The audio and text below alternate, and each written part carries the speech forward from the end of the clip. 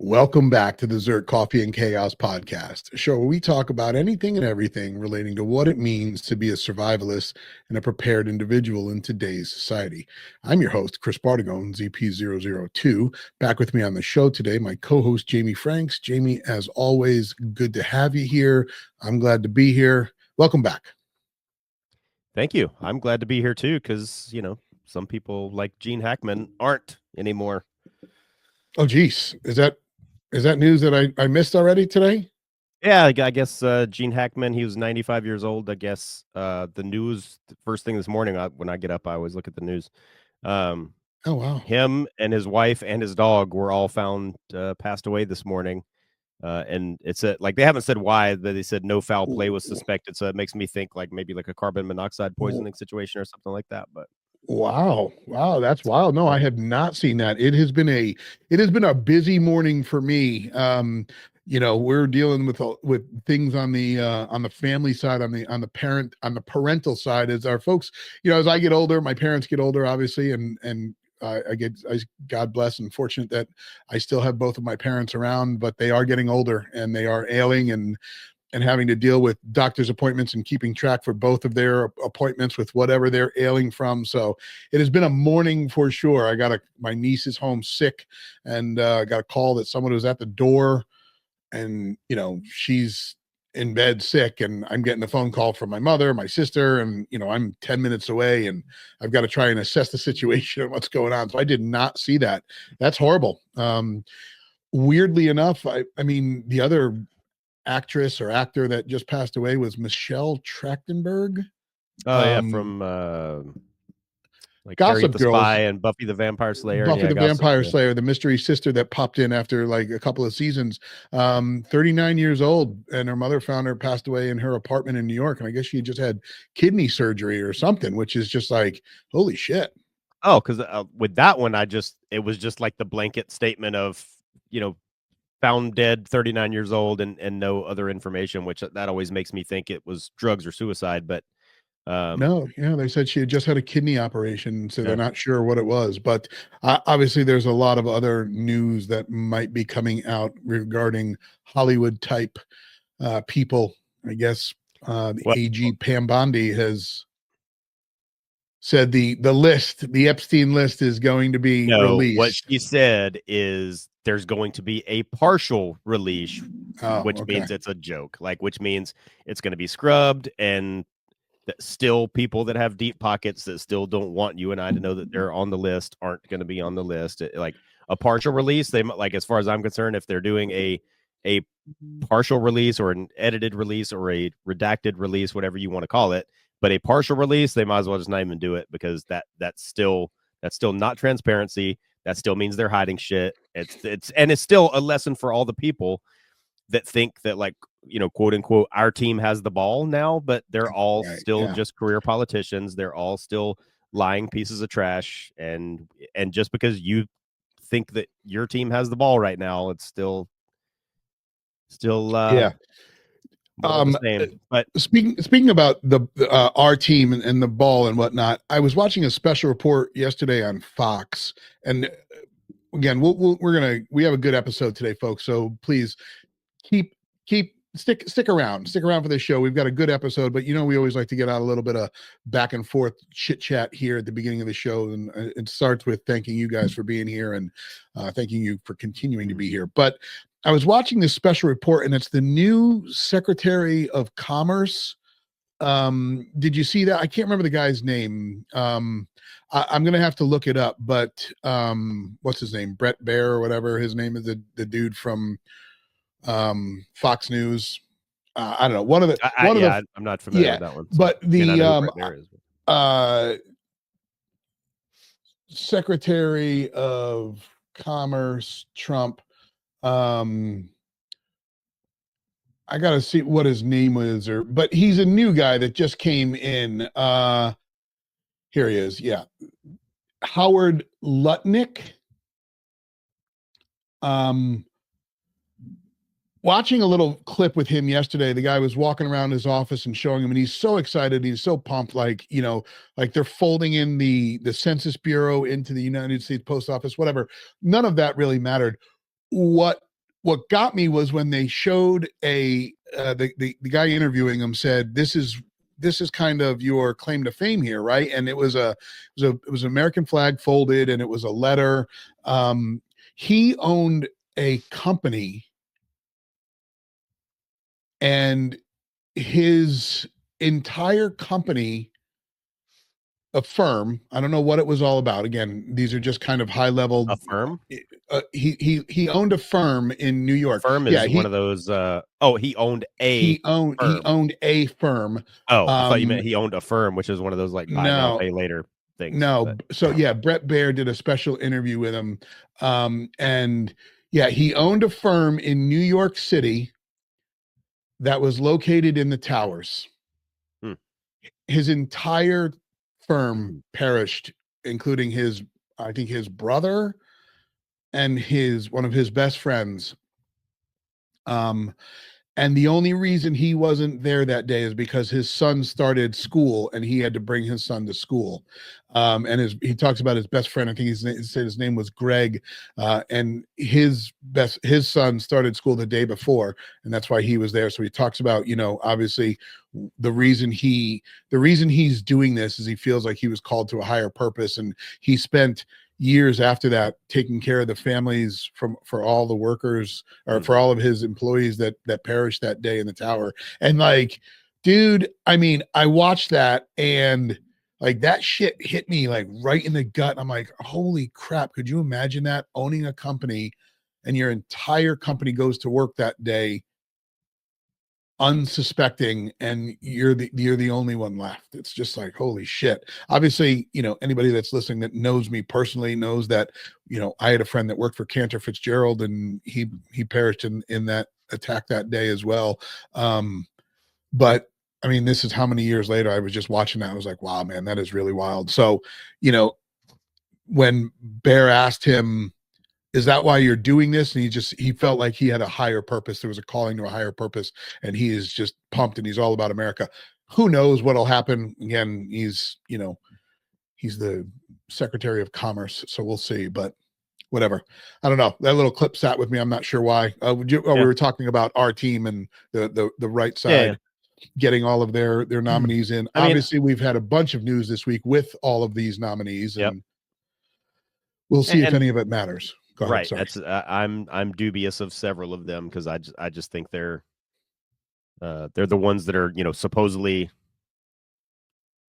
aligned with me, but I don't. They're all career politicians, and I still don't trust them. But well, take the politicians out, right? Like, I don't know who this guy Kash Patel was until he was nominated as the director of the FBI, and now he is not only the director of the FBI, but also been tasked by Trump to head up interim the ATF. And then Kash appointed the deputy director of the FBI. Did you see that? Yeah. Dan Bongino. Dan Bongino, yeah. Yeah. You see his podcasts or whatnot. Again, hopefully these are good moves. We will see what happens. But I know so Kash Patel was a lawyer. He was a federal prosecutor. Right. He served on the National Security Council. He was the chief of staff to the acting secretary of defense and a senior advisor to the acting director of national intelligence. So again, he's a fucking career politician. Fuck him. But sorry. Right. That is one way to look at it. One of the things I always say, because I don't know, I'm sure we've never talked about this on the show, but I used to be involved with a thing called Project Appleseed, which is a really good program. And it just my involvement with Appleseed ended just because I had too much stuff on my plate and I couldn't do that too. But it's very much, it's very similar to the civilian marksmanship program, which are you familiar with that? No, civil. So I only CMP, know one civilian program. It's the Civilian Air Patrol, but not. Yeah, I'll take the CMP over that one. But the CMP is a civilian marksmanship program. It started back in the 50s, I think, and it was a program that was run through like public schools and stuff, like back from the 50s all the way really up through it was still fairly popular, like all the way up through the 90s. I'm sure you are familiar with like the Camp Perry match, like the big Yep. Camp Perry rifle match, like Yep. that started as a CMP thing. But the civilian marksmanship program was this like program that like kids and young adults and stuff could take, and it was just a rifle marksmanship class that was taught by volunteers, and it was funded by the government, and it was to teach civilians how to shoot rifles and responsibly handle firearms. Okay. And if you completed a CMP course, that allowed you to buy military surplus rifles like M1 carbines, M1 Grands, 1903 Springfields, all that stuff, and you didn't have to pass any background check, and the gun did not have to go to an FFL. You could go to a CMP course, pass the CMP course, get your little certificate, go online, order an M1 Garand, and US and UPS would drop it at your door. And that was still the case all the way up until at least like 2008, 2009. I don't know if that's still the case now. But over the years, CMP has kind of fallen off. You just said you'd never heard of it. Right. But Project Appleseed kind of picked up where CMP left off. It's a rifle marksmanship clinic that's designed for any person, male or female, aged 8 years old to 80 years old. And it's to teach you how to use a rifle, but they use the whole curriculum. Like you learn marksmanship, but you also learn the history of Lexington and Concord and the beginning of the American Revolutionary War. So it's a really neat approach, the way they teach rifle marksmanship, and they every single thing you learn in the class, they relate it back to a lesson that was learned during Lexington and Concord. And so you get a rifle course, you get a history lesson, and if you pass, you earn a cool little patch, and they CMP does recognize Project Appleseed. So if you pass the Appleseed course and you actually get your patch, that will also certify you or qualify you to buy a rifle from CMP. Now, got it. All that being said, one of the things they talk about, during the American Revolution and the time, our forefathers and John Adams and George Washington, and like politician was never meant to be a career path, and politician was never meant to be a career field. Like all of our forefathers, all of our founding fathers, all the people that signed the Declaration of Independence, and the Constitution, they were all something else. They were doctors, they were lawyers, they were statesmen, they were whatever. And then like their political office was just basically like a volunteer service that they did, outside of their career, their actual career path, because politics was never meant to be a career path. But it's so funny, but yet it has become for so many. And I don't want to go too far down this political spectrum, because we try and keep it, but we can bring it back to Gene Hackman, who, rest his soul, 95 years old, Lex passed Luthor. away. Well, he played Lex Luthor, but he was born in 1930. And so, like all through his teenage years, he was chomping at the bit because he wanted to get into the fight in World War II, but he was too young. And in 1946, at age 16, he lied about his age and joined the Marine Corps and served 5 years in the Marine Corps from 1946 to 1951. Yeah.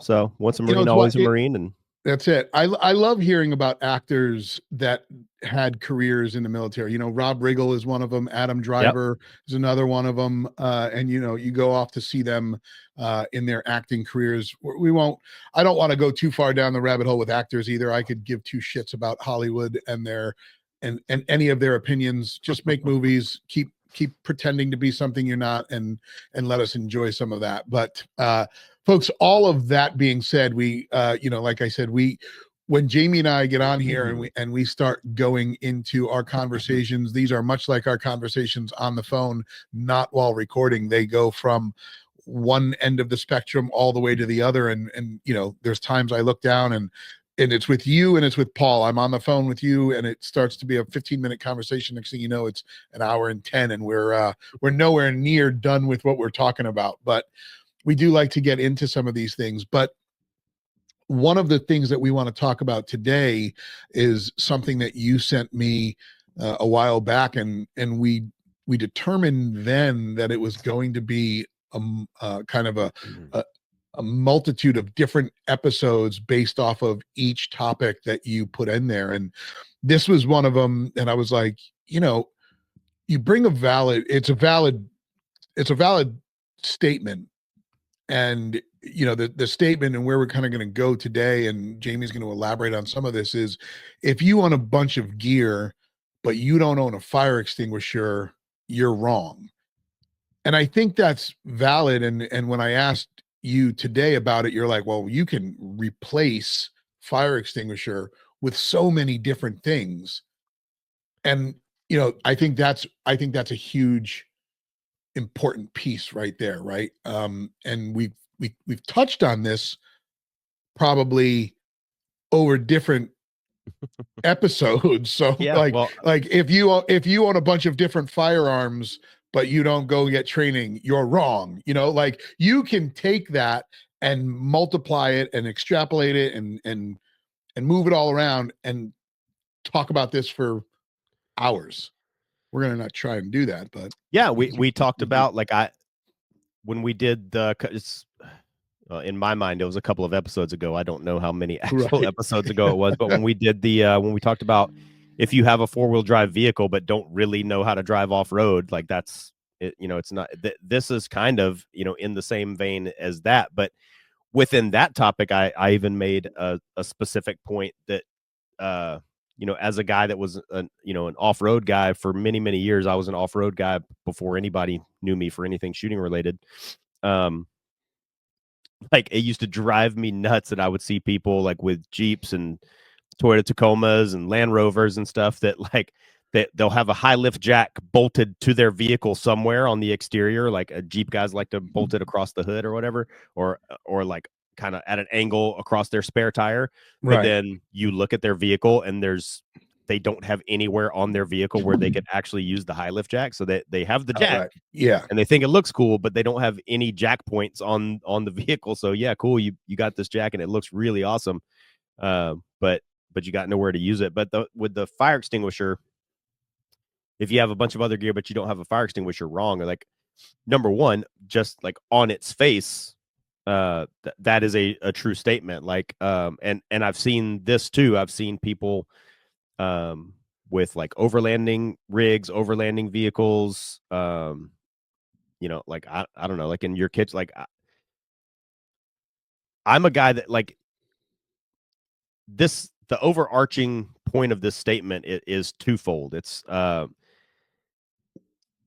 It speaks to the fact that a lot of people put focus and emphasis on the wrong things, and it speaks to the fact that like a lot of people forget that before anything else, you got to have your bases covered, right? So, you can have all this gear and you can have all these prepping supplies and you can have your whole house built out like a fortress and you've got everything you need.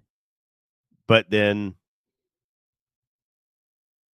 when Gavin Newsom fails to do his job and then your house catches on fire, like, all of that is for nothing. So, or if you have a grease fire in your kitchen and it completely guts your house and you lose everything because you had all these guns, all this ammo, all these prepping supplies, all this emergency food, all this stuff, and now your whole house burnt down because you didn't have a fire extinguisher in the kitchen. So right. And going back to that point, right? Like, and we have talked about this and we've made this point numerous times, right? If you cut your finger while you're, cutting up your carrots to make your stew at night, you don't call the ambulance. Like, you go and you go to your medicine cabinet or you go to your first aid kit and you stop the bleeding. I mean, obviously you stop the bleeding, you assess the situation right off the bat. You take a look at it like, oh God, okay, did I leave my fingertip in the pile of carrots? Right? Now that's going to require probably a little bit more than just a Band-Aid and your first aid kit. But this goes back to the medical training and the knowledge that you have gained. In one of the episodes that we just did, I had talked about, if this kid had been hit on the side of the road, I would have left Amy with the bag to provide medical assistance. Now, getting hit by a vehicle going 40 miles per hour, again, I don't think a boo-boo kit or a tourniquet is going to solve the problem. There may be a lot more, but having the wherewithal to assess the situation, make a phone call, relay information back to the professionals, the first responders. Okay, it looks like his leg is broken. It looks like he's got, a giant laceration on his head. He's bleeding profusely. All of that stuff is part of that. But like I said, if you cut your finger while cutting carrots, you can assess the situation and determine whether you need to self heal or self-care with a medical kit in your house or call. The same thing with a fire. Like you just said, I made a stupid mistake once, and after they cleaned the chimney, I didn't check to see if the flue was open. We started a fire, smoke filling the house. Mm-hmm. I didn't call the fire department. I took care of what I needed to take care of. There was no fire to use a fire extinguisher, but where is my fire extinguisher? I mean, like you just said. Yeah, well, and this also speaks to, the through line of all of these episodes that we do about everything, about all these different things, is being a prepared individual. And, in the broad strokes of being a prepared individual, what you're talking about is being your own first responder. Right. And again, like that's its own rabbit hole or Pandora's box that we could open, because there's a million different examples where that's important. But yeah, having a fire extinguisher, having that first aid kit, like, all that kind of stuff, because even if you call the fire department, I mean, I trust firemen to get here quick way more than I would trust like law enforcement to get here quick. But even still, that excuse me, that fire on your stovetop, it's not going to wait 5 minutes for the no, not at all, fire department to get here. But in an off-road or overlanding or camping, or just like in your vehicle, just driving to work, not in an extreme remote location, I mean, fire is going to spread through a vehicle really quick. Like in the U.S. Navy, like, or back to Gene Hackman, the saying that the Marines have is every Marine is a rifleman. Yep. And so, like, I've always heard through my career in the Navy, if every Marine is a rifleman, every sailor is a firefighter. Like, that's like when you go to Marine Corps boot camp, no matter what your MOS is going to be, every Marine recruit is trained to be a rifleman. Every Navy recruit is trained to be a fireman, because when we're out on the open seas, right, fire is one of our biggest threats and one of our biggest enemies, and everybody needs to be trained to respond quickly, because out in the middle of the ocean, there ain't no 911 that you can call. And no. I kind of take that idea with me when I do go camping or, overlanding or off-roading, and I have a fire extinguisher in my car right now. And we talk about bug out bags. That's another episode that we've done lately. Like when I go camping, that's one thing I do. I guess it's because of the emphasis that's put on firefighting in the Navy, is like when I go camping, and because I have my little get home bag or whatever, or bug out bag, whatever you want to call it. And I always take that out and I set it away from my vehicle. So because when we're camping, we're having campfires, we're having, we're cooking, we have lanterns. Like I use propane lanterns when I camp. If you're off-roading, your vehicle gets hot, like your catalytic converters and things like that get super hot. So fire is a really serious threat when you're camping, off-roading, overlanding, all that stuff. And so I have a I don't know what they call it. I don't know what you kids call them now, but a few years ago we called it like an expedition trailer. Like, so with my Tacoma, I have an overlanding like expedition trailer. Yep. And so I have a fire extinguisher in there, and I have one inside the truck. So I have two. But then I also take the extra step of taking my, again, whatever we want to call it today, go bag, get home bag, bug out bag, and I actually take it out and I sit it away from my vehicle. So if everything else goes up in flames, I'll at least have that to get me back to civilization. But that's a good point. I mean, that's definitely something that I have not thought about. And I'm going to tell you right now, I just had to kind of do a quick mental assessment, I do not have a fire extinguisher in my vehicle. And, I think that's something that I definitely need to figure out how to get into the vehicle in the space that I'm working with. Right. I mean, Well, we like right now, we live in the perfect day and age for that, because there are tons of companies now. No matter like whatever kind of vehicle you have a Ford F-150, you've got a Jeep, you've got a Tacoma, you've got a Subaru. There is a company that is, I guarantee it. There's a company out there that's making like gear storage and gear mounting solutions for whatever vehicle you have. Like for me, I have, like, my daily driver is a Subaru, and there's a company called Anderson Design Fabrication, and they make these, because in the Subaru, I have these windows that are like all the way kind of at the back of the car, and they're kind of useless. Like, when I'm in the driver's seat, I can't see out of them, so they don't really do me any good.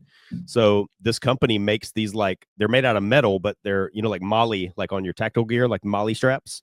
Yeah. They make these metal panels that have like the Molly slots cut in them, and it mounts inside the window, and you mount gear to it. And that's where I've got my trauma kit. That's where I've got my fire extinguisher. That's what, like, I've got tourniquets back there, flashlights, all that kind of stuff mounted in that little space that would otherwise just be dead, unusable space. But I get, like, I saw scrolling through my Instagram feed, because my Tacoma is a 2000 Tacoma, and back then nobody was making this stuff that they're making now, because CNC machines and stuff like that weren't as commonly available. But now there's companies even making stuff like, for my old, I guess I'm I'm on the borderline of my truck being vintage or classic or whatever now, because it's 25 years old. But anyway, there's companies now that are even making these like metal like gear mounting solutions. So I guarantee for your vehicle, somebody out there is making a very James Bondy mounting solution for you to put a fire extinguisher in there. And obviously, you mentioned a truck. I have a truck as well. I have a 21 Ram 1500. So you would think, okay, well, yes, of course, you just put it in the bed of the truck. I mean, not if you live here. Well, I mean, my bed. So I've got the tonneau cover, and it's the hard cover. So it is a secure storage area in the bed of the truck. But maybe that makes sense. But then also, when you use the bed of your truck for things, you don't want anything getting. If you're, I mean, hell, there's times where I go get a half quart of lumber in there, a half quart of wood, firewood. So and you your high lift jack's taking up all the space. Well, right. I don't have one of those, but you've got to figure that out. Obviously, there's room underneath the seats in the back. I mean, I've seen a lot of guys with trucks that work in the outdoor industry or the firearms industry, where they take their back seats. And what I do love about these newer trucks is the way these back seats basically fold straight up. And they've removed the hump, right? The hump in the back seat of the truck. So it's just a flat back seat floor. And so you can take those rear seats and fold them straight up. And now you've got more storage unit in the back seat of your truck. But underneath the seat is where I have essential gear, right? So that's where I've got the get home bag. I've got another small bag or a bug out bag in there, that is filled with medical gear. I have a lock popping kit back there, and let me tell you, that thing has come in handy so much. So that is an essential piece of gear I think everybody should have and understand how to use it. And it's simply a wedge, a bladder, and a long bendable bar it used to be coated with a glow in the dark kind of, I guess, coating film, hard plastic thing, but as you bend that, you lose some of that, and as you kind of wedge that into a door. But dude, let me tell you, I have used that thing so many times when I lived in South Florida and I worked at the bar. I would have 3 or 4 times a night. Oh, I lock my keys in the car. No problem. I mean, and we used to have, when I worked for CarMax, we would all kind of, it was like a little, I guess, friendly competition to see who could get in these cars fast enough, because they would bring them out on the car carriers, and the drivers, they would just always lock the keys, or they would shut the door, and some of these doors would lock automatically. And so the keys are locked in there. So there's not a car that I can't get into in under 60 seconds. That's cool. That's a skill I don't have, but my dad does. Like growing up, my dad was a fireman. Yep. And an EMT, and he had all those too. Same thing. He had like a little kit, and he had all the Slim Jims, and he had the wedge thing, and like the little inflatable thing that you slide in, and it creates a little space so you can get in there. Yeah, my dad had. I'm sure he still does, but yeah, that's a skill I don't possess, or at least, yeah. I mean, I've watched my dad do it, but that doesn't mean that I know how to do it really. But also, I don't have that gear. That's a cool skill set. Yeah, it is. So the Slim Jim has always been something that it requires. And so I'm going to kind of deflate my balloon that I just blew up there. The skill that I just talked about does not take a lot to do, to figure it out. Anybody can learn how to do it and get good at it with minimal training or practice. Yeah. Mm-hmm. The Slim Jim situation is a lot more challenging. You've got to understand the mechanics inside that door and then figure out how to use that. Where the other thing, it literally just, you take a wedge, you put it between the door and the pillar, you just push it in there, and you don't need much. There's the weather sealing piece around your door is thick. I mean, and once you get that in there, it literally just comes back down to finding the door handle, and you can use leverage to pop it, or finding the power button, the door lock power button, to just unlock the door, and it's done. And then most times the keys are in there, and you can just, once the horn starts beeping. But anyway, going back to like that is one of those fire extinguisher, replace the word fire extinguisher with that. Yep. And you can find them on Amazon. But so going back to that, there is not a lot of storage, but I do need to figure out a way to put it in there. So yeah, and close that loop. Right. And we went down the tangent of like, actually taking this statement literally. If you have a lot of gear but you don't have a fire extinguisher, you're wrong. I think we've talked about the importance of actually having an actual fire extinguisher and why that's important. Right. But back to the overall point, like, because to me it does speak to to 5 things that mentality speaks to, and like I said, it speaks to covering your bases. Like, before you try to get all this like advanced gear and this advanced stuff and this advanced level prepping, you got to make sure that your most basic bases are covered, and that's getting all your stuff wiped out by fire. When I said it also speaks to people putting the focus on the wrong things. Like, I think now it's good and bad, but I think most people are guilty of it because of social media, because they see their favorite social media person that they follow, or they see, Garand Thumb or whatever, and they see the kit that he's wearing, and he has this thing on his kit, and because he knows what he's doing and he has this thing on his kit, well, now I need one. But meanwhile, you don't even have a fire extinguisher, so you're going to go spend $2,000 on this thing because you saw it on Garand Thumb's plate carrier or attached to his helmet, but you don't even have a fire extinguisher. And right. And I think that's the point here, right? We're getting very layered. We're getting thick in the layers of what we're talking about. But I think when you break it down to its simplest statement at the beginning of this is like exactly what you just said right there, Jamie, is okay, you've got all of that shit, but do you have a fire extinguisher? Or again, do you have a tourniquet? Well, so like, so you've got all of those things, but oh my God, you're missing the fucking point.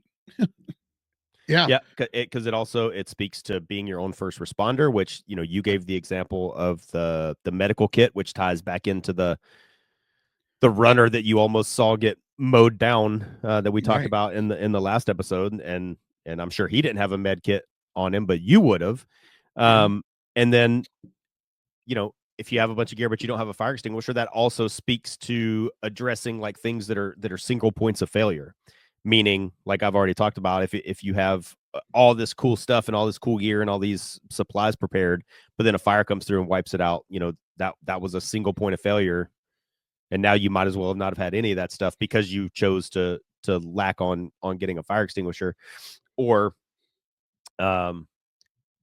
you have, I could approach this from another way, like you have all this gear and all this cool stuff and everything, but you don't know how to swim. So now you get in the water and you're just going to drown, and it doesn't matter what kind of gear you do or don't have. But then the other thing that you were kind of you were talking about it, you were kind of hitting around the edge of the bullseye, is a lot of people have things, and this also kind of ties into the, oh, I see that guy over there that has this cool piece of gear, so I need one too. And you talked about, you mentioned a tourniquet a second ago, and that ties in as well, is like a lot of people get this belief in their head that like this item, because I have this item, that it's like a talisman. And I see people all the time that specifically with tourniquets, that's what made, when you said tourniquet, it made me think of this. I see people all the time that have a tourniquet somewhere on their gear because they saw a guy like me has one, or they saw a guy like Paul has one, or they saw that Grantham has one, or they saw whatever. And it's still, the people I see, it's still like in the plastic wrapper, which means you haven't opened it, you haven't taken it out. It's not like in the military, like in the training I have, like you need to have it like prepped, like you need to have it started already. So that it's like the loop and everything is already formed. So all you have to do is like throw it on your stump. If you got your arm or your leg cut off, throw it over the stump, tighten it down, and then start turning the windlass. But I see people all the time that yes, you have a tourniquet. Cool. That's, like G.I. Joe said, I guess that's half the battle, but it's still in the plastic. So which tells me a lot of things. It tells me you haven't prepped it. You may not know how to use it. You haven't, you definitely haven't like trained with it, practiced with it, familiarized yourself with it, anything like that. And I guess it's because you're worried about it getting dirty or something like, but I can't, it boggles my mind. And that seems like such a little simple, innocuous, like nothing, little detail. But like, to me, when I see a guy that still has his tourniquet in the plastic, like that tells me a 5-paragraph essay about you, that you haven't even opened, your tourniquet. So it's not ready to be used. You probably don't know how to use it. And so, but because you saw that this guy has one and this guy has one on his kit, and I saw a picture of this SEAL Team 6 operator in Afghanistan, and he had a tourniquet. And so now I have one too, but cool. But it's not like, it's not just a good luck charm.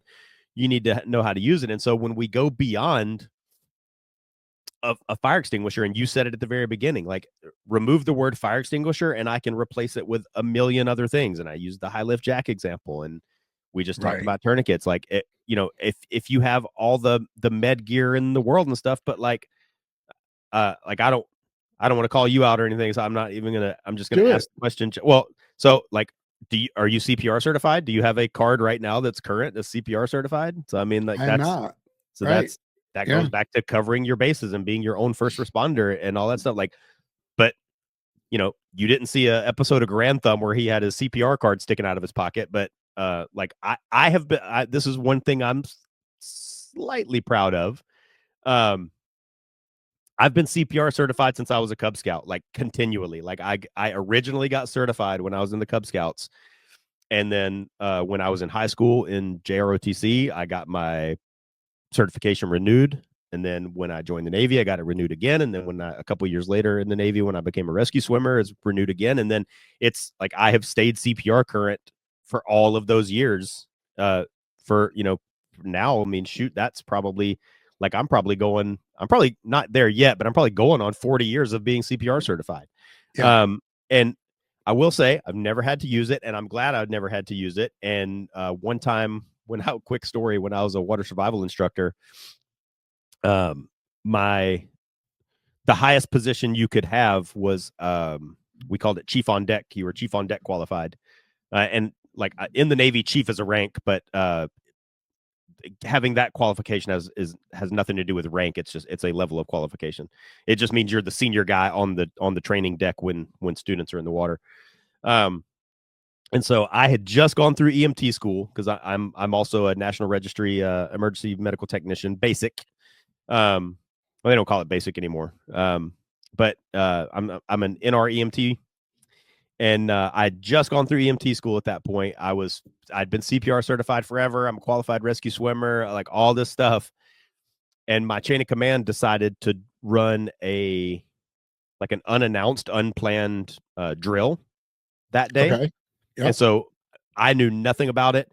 So they went and got one of the BUDS trainee kids that could like hold his breath forever. And so at one of the points in our little training continuum, there comes a point in training where we're getting all the students out of the water, and at that same time, like the next group is getting in. So for like a minute, it's a little bit chaotic. But they inserted that BUDS trainee. They put him in like recruit clothing instead of his like normal clothing. But they put him in like a recruit swimsuit, which is if anybody that's ever been through boot camp knows the recruit swimsuit is very unique and sucks. But they put him in a recruit swimsuit, and then they slipped him in right during that change out, and they told him to like hold his breath as long as he could and go down to the bottom of the pool. So in the midst of the chaos, all of a sudden the instructors look down and there's a non-moving person at the bottom of the pool. So they immediately activated the emergency action plan. They went down, they got him up, they pulled him out, and he was like completely limp when they pulled him out of the water. And I was not only the chief on deck, but I was double-hatted that day. I was also the EMT that was on deck. So I had to coordinate the emergency response, but then I also had to be the first responder at the same time. And we started doing everything exactly the way we were trained to do it. But then I ran over there to start doing my EMT thing. And I laid him out, did my initial assessment, did my look, listen, feel, did my head tilt, chin lift. And right as I was going down with my lips about to touch my lips to this other dude's lips, they put their hand on my shoulder and they were like, and they leaned forward and like, this is just a drill. And I was like, oh my God. Like, yeah, I almost like, I thought I was going to once they put their hand on my shoulder and I was millimeters away from kissing this other dude, when they put their hand on my shoulder and stopped me and told me it was a drill, like I almost passed out. Like I've always told rescue swimmer students, not to get too far off topic, but that later on when I was a rescue swimmer instructor, when I was in Afghanistan, I almost got blown up several times. I got shot at. I was in aircraft that got shot at. I was in an aircraft that caught on fire mid-flight and we had to emergency land in the middle of the desert, like all those kind of things. But the most scared I have ever been was the first time I actually had to rescue somebody for real as a rescue swimmer. That was way more scary than all that stuff that happened in Afghanistan.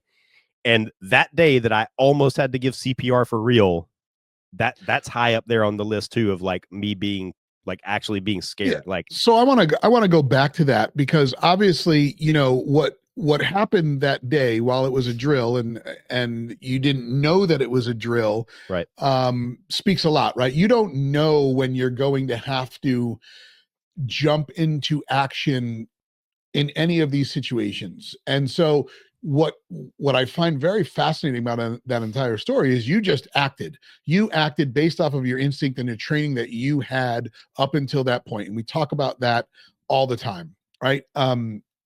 And then once you were kind of given the it's all clear, then your body starts to react to the levels of chemicals running through you at that point, stress, adrenaline, all of that. I mean, there's something to be said about that afterwards. And I know that we're kind of getting away from the kind of the topic of the show today, but I don't think we are. I think this is right on topic, but you're right. Like, when I thought it wasn't a drill, like I was in it to win it. But as soon as they told me, hey, this is just a drill, just relax. Like I literally almost fell out. I was like, oh my God. Right. Like, so yeah, so you're 100% right. But so again, so this, tying it back into the not having a fire extinguisher, as an example or as an ideal, if you have all this first aid gear and you do have a fire extinguisher and you have all this stuff, but you don't have CPR training, like, Right. You need to get like, one of my best friends. Here's another example. One of my best friends, he trains all the time. He takes shooting training courses all the time. He has now been like actively, like kind of on a constant continual basis taking shooting training courses for about maybe 10 years now. And like, he's becoming a really, really good, proficient shooter.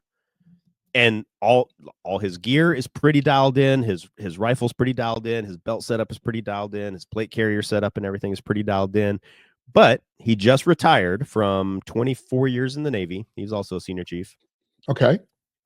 But because like all of his time in the Navy was kind of spent in the Fleet Navy, which is fine. And we need people in the Fleet Navy doing good stuff. He was a cryptologist. He was a spook. But he never did anything like on the special warfare side. So for 24 years in the Navy, he was never issued a helmet, and so he doesn't have one. And so he has all this tactical gear and all this training, and his guns are dialed in, and his gear is dialed in, and he's dialed in, and he doesn't have a freaking helmet. Like, and I'm like, dude, like, I'm sorry you were never issued one in 24 years, but you need a helmet. Quick trivia question. So Army helmets, or military dudes wearing helmets, that really became mainstream, or became like a common practice in World War I. And so when the first soldiers were first issued helmets, do you know what happened? No. Head injuries went through the roof. Like, statistics and instances of head injuries like skyrocketed. Do you know why? No. Can you guess? People doing stupid shit. I don't know. Like, because prior to them wearing a helmet, they thought they were invincible. Because prior to them wearing a helmet, you didn't have a head injury, you were dead. So now people were surviving with head injuries instead of just becoming dead. So the moral of the story is, because instances of head injuries went up, that meant people were getting hit on the head and surviving, because otherwise they would have just been dead. So the long story of that is that a helmet is necessary. So again, it's going back to this fire extinguisher thing. Like, if you have all this other tactical gear and you have all this training and all this stuff, like you need a helmet too, dude. Like, yeah. Really, I would say you don't even, like, if you have the means to afford a ballistic helmet, cool. But I would say you really don't even need a ballistic helmet. I mean, that helps if you're getting shot, but like, a helmet is useful for a million other things. Like, who do you see wearing helmets? People on motorcycles, people on construction sites, people like rock climbing and rappelling, people, there's tons and tons of other people that wear helmets other than tactical people. Yeah. You need a helmet, dude. So that's another example. You have all this gear but no helmet. Yeah. Now, just going back. So obviously you called out that fact that I do not have CPR training. And I believe everybody got some kind of CPR training during school, right? I think that you had like a health class or whatever the case may be, and they taught you the basics of I remember us CPR. getting like choking training, like how, like Heimlich maneuver, how to, and like doing a finger sweep and that kind of stuff. I don't remember. But I remember look, listen, what did you say? Look, listen, feel, or whatever. Feel. Yep. Feel, yeah. So I remember that. I remember tilting the head back, and maybe it was specific to the whatever health class that we had in my school, or maybe it was something that was offered. Not to pat myself on the back too hard, but it is possible that by the time we got it in school, I was already CPR certified, so I didn't really pay attention to it. Maybe. But a quick Google search. Obviously, American Red Cross provides training in your area, guaranteed. I just found adult, child, and baby first aid, CPR, AED online class for $37. You can sign up and you can take it. Now, I don't know what kind of certification that gets you and if it's the correct certification, but it is something that you can explore in your area. It is definitely something that I am going to explore based off of just having this conversation with you today. And I think this, not to beat a dead horse, but I do think there's a direct correlation even back to the fire extinguisher with that, because I think fire extinguishers have become so common that they've almost become invisible, because you see them everywhere. Like when you go to the mall, when you go to the airport, when you fire extinguishers are everywhere, and they're so much so that they've almost become invisible. And I think it may be one of those things like CPR, where you've seen a fire extinguisher enough times, you've seen CPR enough times, you've heard about it enough times, you've seen enough episodes of McDreamy, what's that show? But yeah, all the all the medical show, like, oh yeah, okay. I'm gonna make myself sound old, but like Chicago Hope and Chicago Fire and all that kind of stuff. Yeah. Maybe you have seen these things enough times that you think they're common, and you think you're just gonna be able to do it. Like, I'm sure there's several people right now that are listening to the sound of my lovely snotty voice and thinking to themselves, I've never had a CPR class, but I'm sure I could do it. And maybe that's true, but I have found, even as a person that has been CPR certified for the large majority of my life, every time I do the recertification every 3 years, it is a good refresher, and I go, oh yeah, I forgot about that. Oh yeah, I remember that. Oh yeah. And so it's not expensive, and it takes 1 day, and it doesn't even take takes 4 hours. And get CPR certified. Like, don't let it be one of those things that you just think you're good at because you've seen it a bunch of times and heard it a bunch of times. And so it's just one of those things. And it's like, again, not to sound like I'm beating a dead horse too much, but like, I see another example of this that I have been guilty of myself. I'll put that out there too, is like owning a radio and not really fully understanding how to use it. Not knowing how to program it, not knowing which frequency does what, not knowing, like, you have a radio that's capable of reaching a repeater, but do you know how to hit that repeater? Like, so like, people have radios, but you don't know how to use it. Or again, tying this back to the CPR, you have a radio that you're not licensed to use. Yes. And you know what? Hold on. I want to touch on that there, because I think that's huge. Here's the other thing, guys. If you just go out and get a medical kit and you don't have training, you are wrong. Yeah. Do not start to apply a tourniquet if you don't know how to apply a tourniquet. I mean, if somebody gets shot in the head, put tourniquet around the neck. Yeah, exactly. Yeah. Like, if you think they've got a neck wound and you're going to put a tourniquet around their neck, probably you just went from zero to hero. Right. Go away. Just put it down. But you're definitely getting some kind of metal. Might be bracelets, might be just a shovel to the back of your head, but you're not doing it correctly.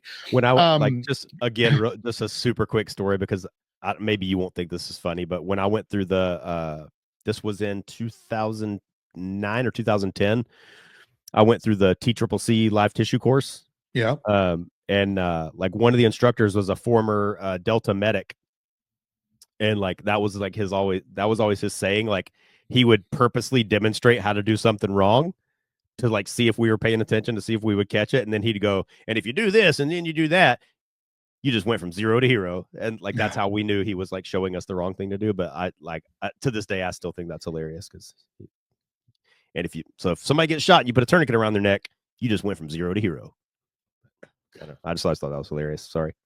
No, that's, you're not wrong there. I mean, I think that it is, but whether it's zero to hero or because, again, because people like, there's this also ties into this subject. People that think you need to put tampons in your trauma kit because if somebody gets shot, you're going to put tampons in the bullet hole. Well, you just went from zero to hero. Like, well, okay. So here's one thing I will tell Uh-oh.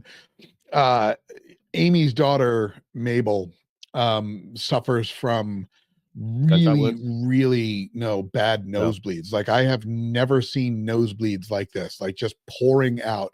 And what's funny is one of the times I was like, like you're blowing through the tissues. I was like, try a tampon. And it was hilarious to see. But what's funny is because, like, yeah, it's great to think about it right off the bat. It was kind of a joke, but she was like, okay. And so they're sitting there with a tampon hanging out of their nostril. And then when And you that can thing flush your teeth starts, at the same time. exactly, when it starts to expand, like your nostril gets really big, and it's like the scene in Total Recall, Arnie's Total Recall, where Right. he's pulling that tracker out of his nose, and you're just like, oh God. Um, I have seen some tampons used for other things, for like fire starter, melted in you melt some wax. There's a one of these channels I watch where a guy takes a couple of tampons and melts wax and dips them in there. They become kind of waterproof ish, and then is able to use those as kind of like the fire starter that we use. But anyway, Well, totally I'm off not the saying they're topic not there. useful, but there was a Right, a yes. window of time where people with bad information were telling people that you should put tampons in your med kit, like your blowout kit, like your trauma Yeah, kit, your stop to bleed kit, because it yeah. perfectly fits into a bullet hole. So somebody gets shot with a bullet, stick a tampon in there, and Jesus. you went from 0 to Right. hero and you're good to go. And don't do that. So I mean, Don't do that. Right. nosebleed maybe, fire starter maybe, gunshot no. Definitely not. You know, guys, we can continue on with this one for a while, but it wasn't until, like when I brought it back around to that whole point, like this thing at its core was basically, if you've got all of that gear, that expensive gear, because you've seen it out there, but you don't have the simple things, it's wrong. Yep. And like Jamie said, like I kind of said at the beginning there, take the word fire extinguisher out and put anything in place, and the rest of it you can leave in place, right? Like if you've got an IR laser on your rifle and night vision goggles on your bump helmet and on comms units, but you don't have basic rifle training, you're wrong. Or if you don't have minimum 5 magazines in your kind of your setup. I mean, okay, 7, but I always preach 7. Again, I sorry, I didn't mean to yeah, railroad no, you, but I've posted this on my social media several times. If you have a firearm and you don't have at least 7 magazines for that firearm, it's just a range toy. Don't fool yourself. You right. need to have at Okay, least so 7 mags. But. right, so there you go, right? Like if you've got, but you don't have a holster, if you don't have a sling, like, or you got Uncle Mike's from Walmart. Right.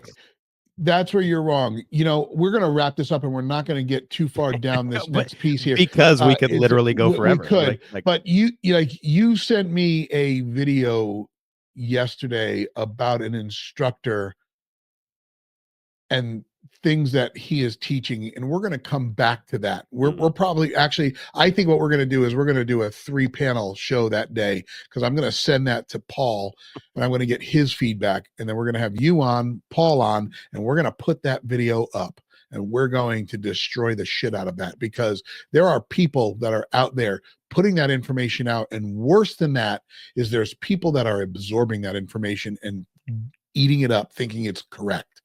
And I'm going to leave you guys with that. I'm not going to tell you anything more. But I do want to kind of get to today's wrap up, and I hope that everybody understands what we talked about today, and the basis of that, the foundation of what we talked about, and how important it is. And I would love to hear some of your feedback in the comments below, whether it is about the subject that we talked about today, or what you might think we're going to have that 3-panel conversation about. It's an instructor giving advice or giving an instruction. Well, giving instruction, so, but and it is all wrong. But anyway, folks, that's kind of it for me. And that guy has obviously never seen Harley Davidson, the Marlboro Man. I'll just leave that out there too. That is true. That is a good movie. But all right, guys, until next time, you stay safe, stay prepared. Jamie? No, make sure your bases are covered, get training. And when I say training, that's medical training, firearms training, fighting training, radio training, CPR training, get training. Make sure you properly vet your instructors to make sure that you're actually learning from somebody that has experience and knows what they're talking about. And that's it. It's easy to be hard. It's hard to be smart. All right, guys, until next time, we'll see you soon. ZP002 out.